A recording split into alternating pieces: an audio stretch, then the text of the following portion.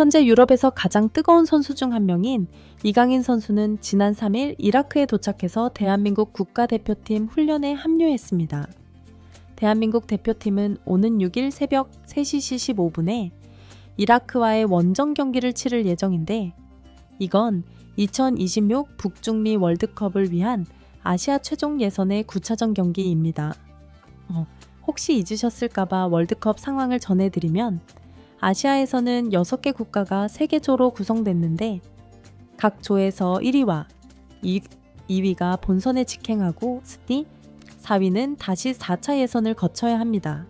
현재 한국은 B조에 속해 있는데 8경기에서 4승 3무로 승점이 16점이라서 이번 이라크전에서 승리할 시에 곧바로 본선 진출을 확정 지을 수 있는 상황이죠.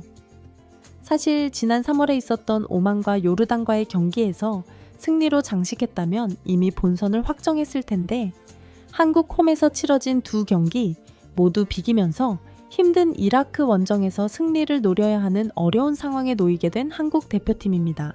그런데 월드컵 얘기를 하려는 건 아니고요. 가장 늦게 대표팀에 합류한 이강인 선수의 이적설이 현재 유럽에서도 매우 뜨거운 이슈이기 때문에 이 얘기를 한번 좀 해보려고 하는데요.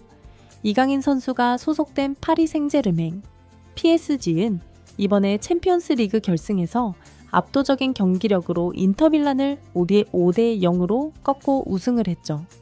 이는 PSG가 창단한 이래 첫 챔스 우승으로 구단 차원에서도 그토록 바라왔던 꿈이 드디어 이루어진 시즌이 됐습니다. 이강인 선수는 비록 챔스 상위 라운드로 갈수록 출전 시간이 줄어들고 아예 나오지 못했지만 그럼에도 불구하고 당당하게 명단에 포함된 주요 일군 멤버로 인정받긴 했습니다.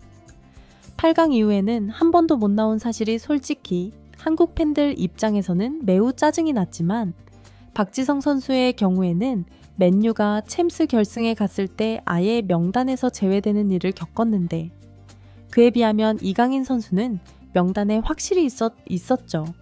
그 덕분에 아시아인 최초로 명단에 포함된 채 유로피언 트래블을 달성한 선수가 됐습니다.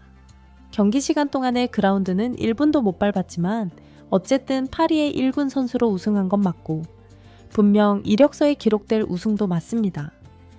또 선수들 사이에서는 이쁨을 받는지 파리 선수단이 챔스 우승 세리머니를 할 때 이강인 선수가 주장인 마르키뇨스의 바로 옆에 서서 수많은 스포트라이트를 같이 받기도 했고요. 적어도 사진만 보면 일단 우승의 주역인 듯. 마르키뇨스 바로 옆에서 똑같은 메달을 걸고 환호하는 게 매우 기뻐 보이는데요. 이강인 선수가 분명 잘하는 선수는 맞고 실력도 최상급으로 뛰어난 것도 맞긴 한데 챔스 결승전을 보니까 지금 파리 주전들은 진짜 미친듯이 빠르게 압박하고 뛰면서 최강팀이라는 말을 들을 만하더라고요. 이강인 선수가 절대 못하는 건 아니지만 분명 그렇게 빠른 템포로 압박을 하는 팀에서는 스피드가 발목을 잡을 수 있겠다는 생각입니다.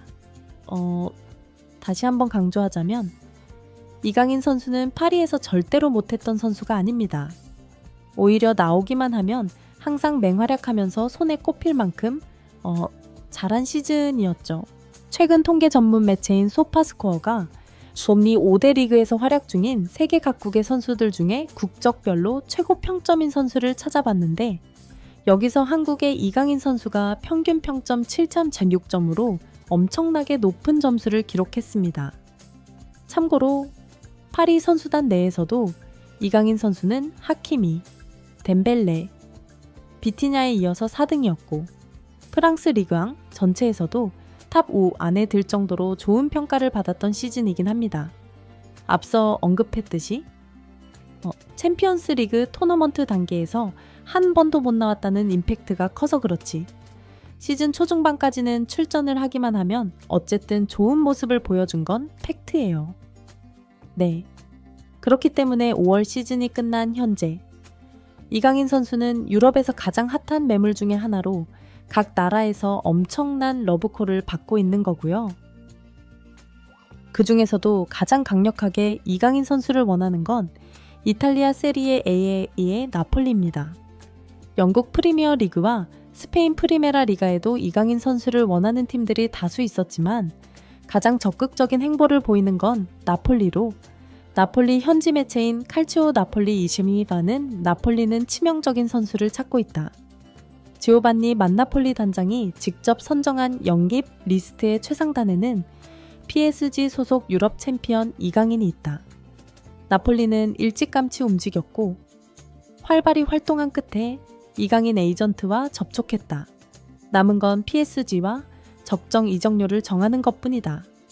이강인의 기본 시장 가치는 4천만 유로로 평가받고 있다라면서 나폴리가 한화로 약 30억 원의 이적료를 들여서 이강인 선수를 영입하려고 한다고 전했습니다. 또 다른 매체인 가제타 델로 스포르트는 만나 단장은 이강인의 재능에 깊은 인상을 받았다. 데 라우렌티스 회장이 정한 영입 조건에 부합한다고 판단을 내렸다. 나폴리는 이적 시장이 열리면 바로 협상이 가능하게 이적료로 3천만 유로를 설정한 상태다 라면서 나폴리가 이강인 선수를 영입 최우선 순위로 놓고 현금까지 장전해놨다고 밝혔죠. 이런 얘기가 한쪽에서만 나온다면 나폴리의 언론 플레이라고 볼 수도 있겠지만 PSG가 있는 프랑스 언론들에서도 이강인 선수의 이적이 유력하다는 보도가 있는데요. 프랑스에서 가장 공신력 있는 매체인 레퀴프에서 이강인 선수의 나폴리 이적설에 대해서 이탈리아 세리에 A 챔피언이 된 나폴리는 PSG, 이강인 영입에 강한 관심을 드러냈다. 현재 PSG는 아직 어떠한 결정도 내리지 않았다. PSG 수뇌부는 이강인의 거취 문제를 반드시 논의하게 될 것이다. 이강인은 나폴리로부터 강력한 관심을 받고 있다. 이는 이탈리아 매체를 통해 알려졌고 우리도 이를 확인했다 라면서 나폴리 구단이 이강인 선수 영입을 원하는 건 프랑스와 이탈리아 두 나라에서 확인됐습니다. 알고 보면 나폴리가 이강인 선수를 원했던 건 이번이 처음이 아닙니다. 나폴리의 이강인 선수 영입 시도는 보면 세 번째로 2023년에 마요르카에 있었을 때부터 나폴리는 이강인 선수를 원한다고 알려졌죠. 그때 나폴리는 김민재 선수의 엄청난 활약으로 리그에서 33년 만에 우승을 맛본 이후에 김민재 선수의 미넨 이적설이 나올 시기였는데요. 김민재 선수 덕분에 한국 선수들에 대한 평가도 같이 올라갔는지 전력 강화를 위해서 이강인 선수를 염두에 두고 마요르카에서 영입을 하려고 시도했습니다. 하지만 당시에는 파리 생제르맹이 적극적으로 이강인 선수를 원했기에 영입전에서 패배했죠. 그리고 2024년 겨울에도 나폴리는 오시멘 선수의 이적 사가가 터졌을 때 갑자기 이강인 선수를 포함시키는 제안을 하기도 했습니다. 하지만 파리 측에서는 이강인 선수를 여전히 중요한 로테이션 자원이라고 보고 있었기에 이 스왑딜은 제대로 이루어지지 않았고요. 물론 지금도 파리는 이강인 선수가 남는다고 하면 충분히 자리를 줄 의사가 있습니다. 팀을 떠나고 싶어 하는 건 오히려 이강인 선수로 아직 만 24살에 불과하고 창창한 나이에 더 많은 출전 시간을 확보하려고 나가는 거예요. 네, 이번에 세리에 A 우승을 차지한 나폴리가 이강인 선수를 영입하면 확실하게 붙박이 주전으로 리그는 물론 챔스까지 출전할 확률이 높거든요. 많은 전문가들이 예측하기로는 이강인 선수가 나폴리로 가면 오른쪽 윙을 맡을 거라는데요.